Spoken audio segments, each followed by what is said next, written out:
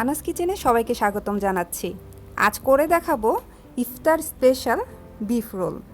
রোলের উপরের অংশ হবে দারুণ ক্রিস্পি আর ভেতরেরটা হবে টক ঝাল মিষ্টি আর অসম্ভব জুসি, যা একবার খেলে আর একবার খেতেই হবে। আশা করছি আজকের রেসিপিটি আপনাদের ভালো লাগবে। তাহলে চলুন দেখে নেই বিফ রোলের রেসিপিটি। বিফ রোল করার জন্য পুরটা রেডি করতে হবে। তা আমি পুর রেডি করার জন্য এখানে 1 কাপ পরিমাণ গরুর মাংস নিয়েছি। আপনারা এই গরুর মাংসর বদলে মুরগির অথবা খাসির মাংসটাও ছোট ছোট করে কেটে নিতে পারেন। আমি এই মাংসটাকেও ছোট ছোট করে কেটে নিয়েছি। এবার এর মধ্যে একে একে সব মশলা দিয়ে দিচ্ছি। এখানে 1 টেবিল চামচ পরিমাণ সয়া সস দিচ্ছি, আর 1 চা চামচ করে আদা আর রসুনের পেস্ট, 1 চা চামচ লবণ, 1 চা চামচ মরিচের গুঁড়ো আর সামান্য একটু হলুদের গুঁড়ো দিলাম। আধা চামচ জিরার গুঁড়ো দিচ্ছি, আর এখানে আধা চামচ পরিমাণ গরম মশলার গুঁড়া দিচ্ছি। এখানে সব গুঁড়ো মশলাটাই দিতে হবে, তাহলে এর ফ্লেভারটা খুব সুন্দর আসবে। এবার একটু নেড়েচেড়ে নিয়ে আমি এর মধ্যে পর্যাপ্ত পরিমাণে পানি দিয়ে রান্না করব, মাঝারি আঁচ থেকে একটু কম আঁচ দিয়ে। জালটা একটু মাঝারি থেকে কমিয়ে দিলেই পানিটা যা দিয়েছি সেইটাতেই এই মাংসটা সিদ্ধ হয়ে যাবে। মাংসটা সিদ্ধ হতে থাক, আর এদিকে আমি রোলের জন্য রুটিটা বানিয়ে নিব। এর জন্য আমি এখানে 1.5 কাপ পরিমাণ ময়দা নিলাম। এখানে ময়দাটাই ব্যবহার করতে হবে। এবার দিয়ে দিচ্ছি আধা চামচ লবণ, 1 চা চামচ মরিচের গুঁড়া আর 2 টেবিল চামচ পরিমাণ সয়াবিন তেল। এবার খুব ভালোভাবে সব কিছু একসাথে মিশিয়ে নিচ্ছি। তেলটা আগে আমি বেশি করে দিচ্ছি না, আগে 2 টেবিল চামচ পরিমাণ দেওয়ার পর দেখব এটা মুট করার পর শক্ত হয় কিনা। তো মুট করে দেখলাম এটা এখনও নরম আছে, সেজন্য আমি এখানে আরও 2 টেবিল চামচ পরিমাণ তেল দিয়ে আবারও ভালোভাবে মেখে নিচ্ছি। ভালোভাবে মেখে নেওয়ার পর একটু ময়দা আমি হাতে মুট করে নিলাম, দেখলাম যে হ্যাঁ অনেকটাই শক্ত হয়েছে। তাই এবার এর মধ্যে আমি নর্মাল টেম্পারেচারের পানি দিলাম, দিয়ে ভালোভাবে মথে নিচ্ছি। পানি খুব বেশি দেওয়া যাবে না, এই ডোটা একটু টাইট টাইপের হবে। তা আমি এখানে 3/4 কাপ পরিমাণ পানি দিয়েছি। একটু একটু করে পানি দিচ্ছি আর ময়ান দিচ্ছি। ডো রেডি হয়ে গেছে, আমি এটা রেখে দেবো রেস্টের জন্য। এটা অনেকখানি টাইট হয়ে আছে, এটা ঢেকে রাখলে একটু নরম হবে। ঢেকে রাখছি 15 মিনিটের জন্য। এদিকে ডোটা রেস্টে থাকা অবস্থায় আমি এই বিফটা আরও প্রসেসিং বাকি আছে সেটা করে নিব। বিফ সিদ্ধ হয়ে গিয়েছে, পানি সম্পূর্ণটাই টেনে গেছে। এখন যতটুকুই আছে এটাও টেনে যাবে। এবার এর মধ্যে আমি 4টা কাঁচামরিচ কুচি করে দিলাম আর 3/4 কাপ পরিমাণ পেঁয়াজ কুচি দিলাম, আর এখানে 4 টেবিল চামচ পরিমাণ তেল দিচ্ছি। দিয়ে খুব ভালোভাবে নেড়েচেড়ে পেঁয়াজটা একটু নরম করে নিব। পেঁয়াজটা একটু নরম হলে এর মধ্যে দিয়ে দিচ্ছি 1 টেবিল চামচ পরিমাণ টমেটো কেচাপ। এবার খুব ভালোভাবে টমেটো কেচাপটা মাংসের সাথে মিশিয়ে নিতে হবে। চুলার আঁচটা মাঝারিতেই আছে। ভালোভাবে মিশে যাওয়ার পর এর মধ্যে আমি 1 টেবিল চামচ পরিমাণ চিনি দিয়ে দিলাম, আর আধা চামচ পরিমাণ গোলমরিচের গুঁড়ো দিচ্ছি। এবার খুব ভালোভাবে সব কিছু একসাথে মিশিয়ে নিতে হবে। এবার পুরের অংশটা যেন জুসি থাকে সেটা করছি।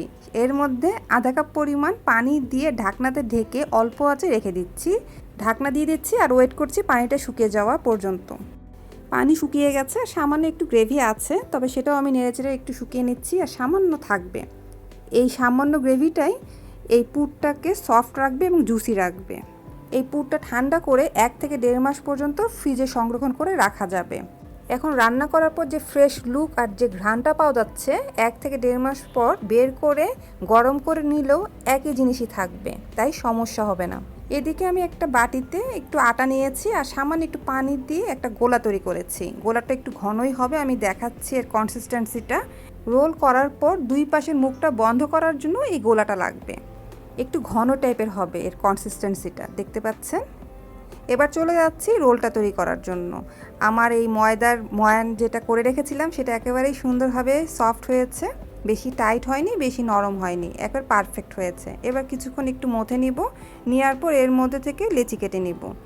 একটা ছোট সাইজের রুটি করতে যে পরিমাণ লেচি লাগবে সেটাই নিচ্ছি আমি। কতটুকু লেচি নিচ্ছি একটু দেখিয়ে দিচ্ছি, এই যে এই পরিমাণ নিলাম।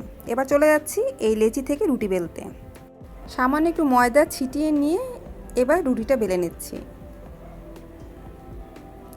দেখতে পাচ্ছেন এই ধরনের হবে, বেশি মোটা হবে না, একটু পাতলাই হবে। এবার পরিমাণ মতো পুর নিলাম, এখানে আমি 2 টেবিল চামচ পরিমাণ দিলাম। দিয়ে এর 2 পাশ এভাবে ভাঁজ করে দিব, দিয়ে একটু হাত দিয়ে এভাবে চেপে চেপে দিব। আর এর উপরের পাশ আর নিচের পাশে যে গোলাটা তৈরি করে রেখেছিলাম সেটা লাগিয়ে দিব, যাতে ভাজার সময় এটা ফুলে ভিতরের পুর যেন না বের হয়ে যেতে পারে। ভালোভাবে লাগিয়ে নিচ্ছি। এবার আমি নিচের থেকে এটা ভাঁজ দিব। পুর যেখানে তার আগে একটা ভাঁজ দিতে হবে, তারপরে পরপর ভাঁজ দিয়ে এভাবে কমপ্লিট করে নিতে হবে। তো রেডি আমার রোল। এভাবে তৈরি করেও আপনারা রেখে দিতে পারেন 1 থেকে 1.5 মাস পর্যন্ত। এখানে আমার 6টা রোল হয়েছে, আমি 6টাই ভেজে নিব। তা পর্যাপ্ত পরিমাণে তেল দিয়ে তেলটা গরম করে নিয়েছি, মাঝারি আছে। এবার 3টা রোল আমি ছেড়ে দিলাম তেলের মধ্যে। রোলের নিচের অংশ হতে হতে উপরের পাশটাও যেন সমানভাবে হয়, তাই উপরেও তেল ছিটিয়ে দিতে হবে, খুব আলতোভাবে দিতে হবে। এই যে আমি দিচ্ছি ঠিক এভাবে। এক পাশ যখন হয়ে যাবে আলতোভাবে উল্টিয়ে অপর পাশটাও একইভাবে ভেজে নিতে হবে। এবং ভাজার পর 2 পাশ যখন হয়ে যাবে তখন চুলার আঁচটা মাঝারি থেকে অল্প আঁচে রেখে আরও কিছুক্ষণ ভাজতে হবে। এতে করে রোলগুলো খুব ক্রিস্পি হবে। এবার 3টা রোল আমার ভাজা হয়ে গেছে, এগুলো আমি তুলে নিব।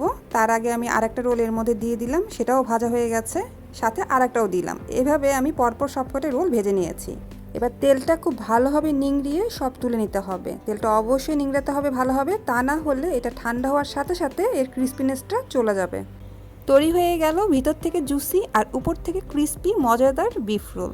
এই বিফ রোলের আইটেমটি ইফতার ছাড়াও বিকালের নাস্তা অথবা বাচ্চাদের টিফিনেও কিন্তু দেওয়া যেতে পারে। আশা করছি আজকের বিফ রোলের রেসিপিটি আপনাদের কাছে ভালো লেগেছে।